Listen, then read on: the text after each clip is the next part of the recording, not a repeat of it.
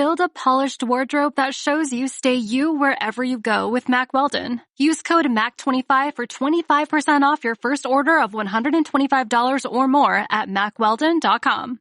Warning, the following ZipRecruiter radio spot you are about to hear is going to be filled with F-words. When you're hiring, we at ZipRecruiter know you can feel frustrated, forlorn even, like your efforts are futile, and you can spend a fortune trying to find fabulous people, only to get flooded with candidates who are just fine. Fortunately, ZipRecruiter figured out how to fix all that. And right now, you can try ZipRecruiter for free at ZipRecruiter.com/zip. With ZipRecruiter, you can forget your frustrations because we find the right people for your roles fast, which is our absolute favorite F word. In fact, 4 out of 5 employers who post on ZipRecruiter get a quality candidate within the first day. Fantastic! So, whether you need to hire 4, 40, or 400 people, get ready to meet first-rate talent. Just go to ZipRecruiter.com/zip to try ZipRecruiter for free. Don't forget, that's ZipRecruiter.com/zip. Finally, that's ZipRecruiter.com/zip. Right, happy Christmas, as they say. And it's, there's a little talk about Christmas and what it means a bit deeper down. And it's, we see all the bright lights, happy Christmas and so on. But, if you take the Christ out of Christmas, all you get is M&S. And that's an M&S window. Isn't it up there? Oops. Okay, M&S, you see. That's a joke pinched from J. John, so you'll have to blame him. But, scholars actually think Jesus would have been born around August, a time with certain Jewish festivals then. So I think perhaps we ought to celebrate Christmas in August because things are so much cheaper in the shops then.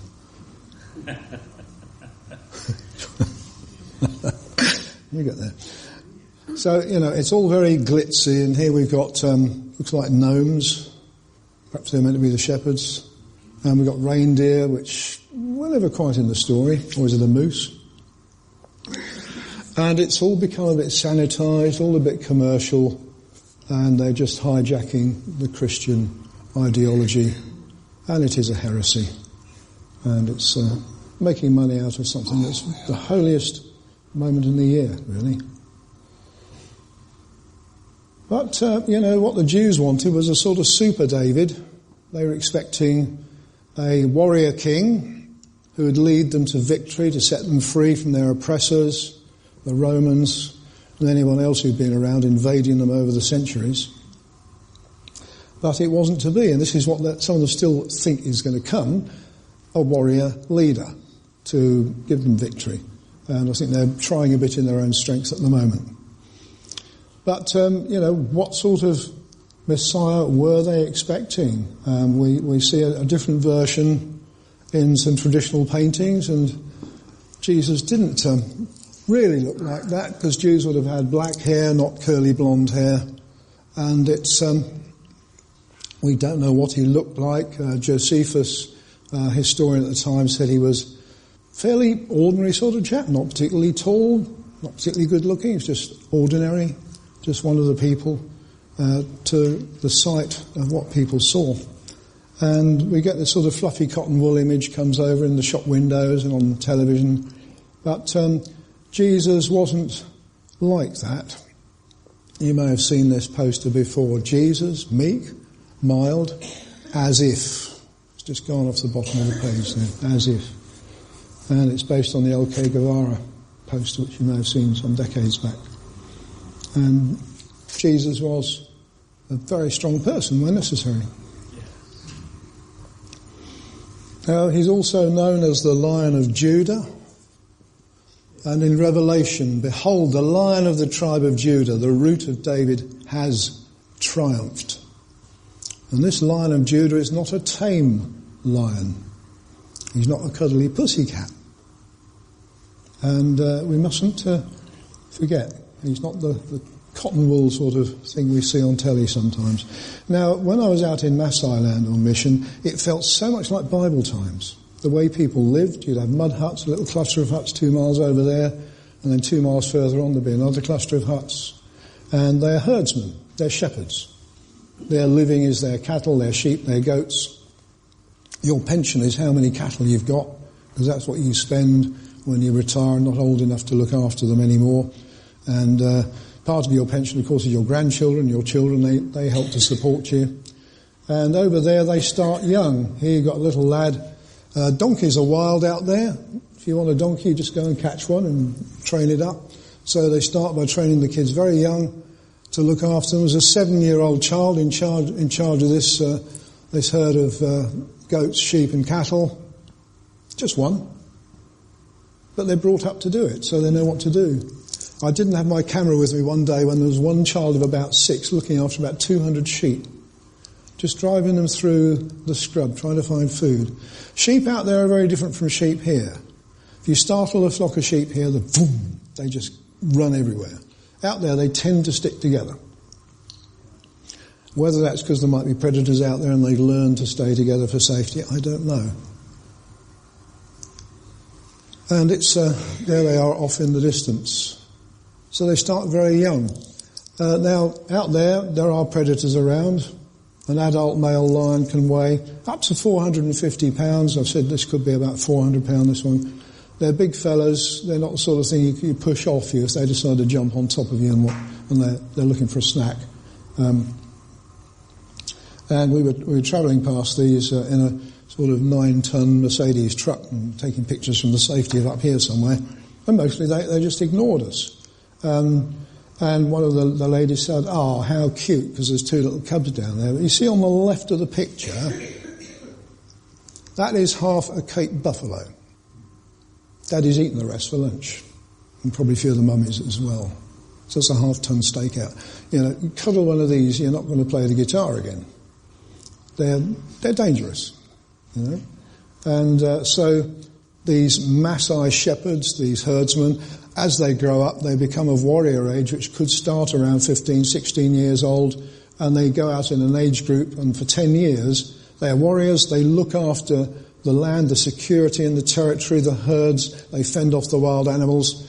And these blades they've got on the end of spears there, they're short swords. They are razor sharp, and I think 1 or 2 of them have got swords on their belt. You can just see one there. And when they're eating meat off the bone, they'll hold it up here and they just slice the meat off with their sword. They're razor sharp. And they look very tall and thin. They're not particularly tall, they're just very thin, because that's the way they're built. There's not that much food around. So you don't get plump as a Maasai unless you're well off. But King David started as a shepherd boy, killing lion, bear, and Goliath with his sling. And Goliath was a big lad, 9'6" high, I think they worked out, which would be taller than me here. He was a big lad. And there he was shouting out, "Send your champion if you can find anyone who'll stand up to me." But with God helping him, that's what David did. And out there they had wild bears at the time. I don't think they have any left in Israel now. Certainly leopards. And although not that big, they can do a lot of damage. They can certainly kill people if provoked.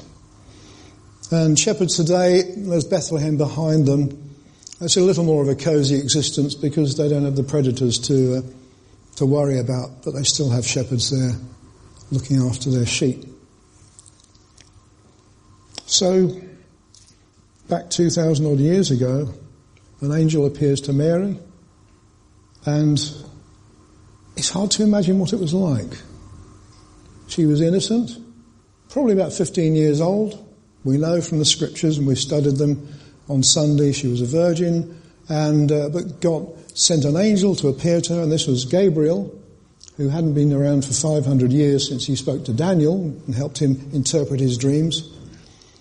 And he came to tell Mary that she's going to have a baby. And she says, "How? I've not been with a man." The Holy Spirit will come upon you. The power of God will overshadow you. It will be. Don't worry, it's okay. And she says, "Whatever you say. I am the Lord's handmaiden." Trusting the Lord completely. And so the baby comes, and out in the fields you've got these shepherds who aren't like an English shepherd. They're the warrior shepherds, the tough guys with their slings and swords. And out there, the shepherds living out in the fields nearby, keeping watch over their flocks at night, An angel of the Lord appeared to them, the glory of the Lord shone around them. And they were terrified. Never seen one before. Hadn't heard of it in the scriptures for 500 years, and they wallop. This huge angel appears with the glory of the Lord shining around them. And this was before the days of electric lights and so on. This blaze of light, frightening. But he says, it's all right, don't be afraid. And he tells them of the baby. And you see a lot of other art paintings of those days, and you've got pleasant expressions on people's faces, all a bit, and the angel always appears as a woman, but a woman called Gabriel, with the curly hair, and some of the angels on their knees and saying, oh, wonderful. And they were terrified. The Bible says so. It was awesome. Yes, good word for it. Absolutely awestruck. So this Lion of Judah is not a tame lion. It says, see, the Lion of the tribe of Judah, the root of David, has triumphed. He is able to open the scroll and its 7 seals. Back to Revelation again. So this coming Lion of Judah, he was placid when his father wanted him to be. He told off those who should have known better when his father wanted him to be. He says, I only say what the Father gives me to say. Total obedience. At a terrible price. But he was willing. And thank the Lord. Thank the Lord. He did. So, let's sing. Hark the herald angels sing.